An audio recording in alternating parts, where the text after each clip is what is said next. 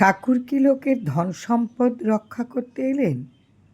নমস্কার, শ্রী ঠাকুরের নাম প্রসাদ থেকে আজকের নিবেদন। একথা সত্য, ঠাকুর সব কিছুরই রক্ষাকর্তা। জগতে তিনি আছেন জগৎ রক্ষা করতে। তবে তিনি কি জীবের অন্তরের ভাব, ভক্তি ও সত্য রক্ষা করবেন, নাকি কারো বিত্ত সম্পদ রক্ষা করবেন, সেটাই প্রশ্ন। তিনি বিত্ত রক্ষা করতে এলেন কিনা জানি না, তবে প্রশ্ন হলো, তাকে কি কারো বিত্ত রক্ষার দায়িত্ব দেয়া যায়? তাকে কি ঘর সংসার আর মন্দিরের ধন সম্পদ পাহারার দায়িত্বে রাখা যায়? কারণ গৃহ বা তার মন্দির হতে কিছু চুরি হলে, হারানো গেলে আমরা কি বলি?